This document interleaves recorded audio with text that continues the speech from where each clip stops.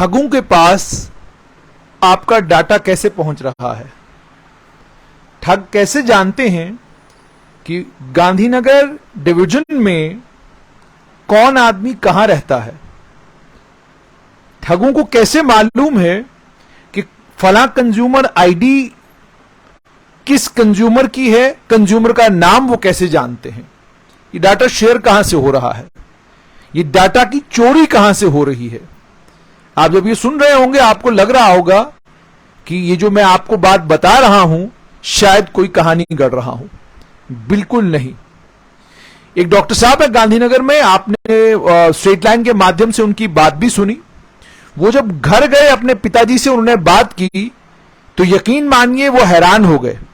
हैरान इस बात पर हुए वो कि उनके पिताजी ने उनको बताया कि जब मैंने इन ठगों को, जो मुझे फोन करके कह रहे थे कि 20 रुपए डालिए क्योंकि आपका नया कनेक्शन आया है, और ये ठग ये भी जानते हैं कि जम्मू कश्मीर में पोस्टपेड से प्रीपेड होने लगा है। इन ठगों ने यह भी उनको कहा कि आपका प्रीपेड कनेक्शन होने जा रहा है, हमने डाटा अपडेट करना है, उस अपडेशन के लिए आपको 20 रुपए हमको देने हैं। उसके बाद जब इन्होंने कहा, अब इनकी बेटी वहां पर थी, सतर्क हुई, फौरन ने कहा जी मुझे लग रहा है कि कुछ गड़बड़ है, आप जरा भैया से बात कर लीजिए। तो फौरन उन्होंने अपने बेटे को फोन लगाया, बेटा सतर्क हुआ, बेटे ने उस नंबर पे कॉल किया, बातचीत की और पता चला ये ठग हैं। अब सवाल ये है कि क्या वो कंपनियां जो ये मीटर लगवा रही हैं क्या वो डाटा शेयर कर रही हैं? क्या बिल सहूलियत ऐप का जो डाटा है वो कॉम्प्रोमाइज्ड है? क्या JKPDCL Jammu Kashmir power development corporation limited के पास जो कंज्यूमर का डाटा है क्या वो सेफ है या नहीं है? ये सारे वो सवाल खड़े हो जाते हैं जब दूर बैठा एक ठग फोन पर आपको ये बताता है कि आपके पड़ोसी का नाम हीरालाल, आपके पड़ोसी का नाम मदन लाल, आपके पड़ोसी का नाम फला है, आपको कन्विंस करने के लिए। और सिर्फ इतना ही नहीं, बल्कि इन ठगों को यह भी पता है कि गांधीनगर सब डिवीजन में बिजली का दफ्तर कौन सी जगह पर है। इन्हें यह भी पता है जानीपुर में बिजली का दफ्तर कहां पर है।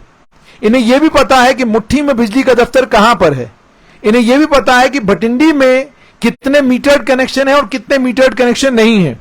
सारी जानकारी इन ठगों के पास पहुंची कैसे है। और उसके बाद ये ठग अगर आपको बिल सहूलियत ऐप पर ले जाते हैं और उसी ऐप के जरिए से आपके साथ ठगी करते हैं, तो ये ठग ऐसा कर कैसे पा रहे हैं? अगर ये आपके मोबाइल पर कंट्रोल कर रहे हैं तो ये आपके मोबाइल पर कंट्रोल कर कैसे रहे हैं? ये सारी चीजें ऑपरेट कहां से हो रही हैं? इन सारी चीजों के पीछे दिमाग कौन से हैं? क्या जम्मू कश्मीर की सरकार ने जिस कंपनी को ठेका दिया है उस कंपनी के साथ जो लोग काम करते हैं, जो आपके घर पर मीटर लगाने आते हैं, जो आपके घर पर नया कनेक्शन देने आते हैं, क्या उनकी फिजिकल वेरिफिकेशन, क्या उनकी बायोमेट्रिक्स इन कंपनियों ने करी हुई है? क्या ये कंपनियां इन लोगों को लेकर बिल्कुल श्योर हैं कि ये लोग जहां जाते हैं, जिधर कनेक्शन करते हैं, या जहां मीटर लगवा रहे हैं, वहां का डाटा ये किसी अपने दोस्त के साथ या किसी और बेईमान के साथ शेयर नहीं कर रहे हैं? ये बहुत गंभीर और बड़ा चिंताजनक मामला है। इस मामले का संज्ञान Jammu Kashmir power development corporation limited के सीनियर ऑफिसर्स को भी लेना चाहिए, Jammu Kashmir power development corporation limited के इंजीनियर्स को भी लेना चाहिए और सभी लोगों को लेना चाहिए।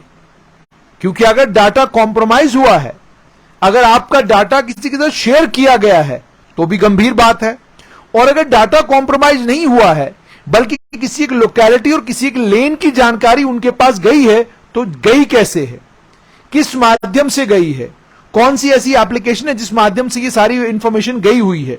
ये सारी बड़ी चिंताजनक बातें हैं।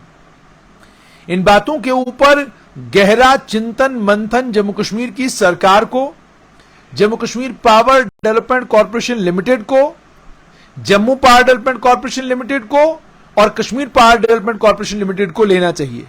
डाटा सेक्रेड है, लोग बड़े यकीन, बड़े भरोसे के साथ अपनी सारी इंफॉर्मेशन आपके साथ शेयर करते हैं, लेकिन अगर वो इंफॉर्मेशन आपके साथ शेयर करने के बाद आगे किसी और के पास बिना जानकारी के जा रही है, तो फिर यह बहुत गंभीर मामला है।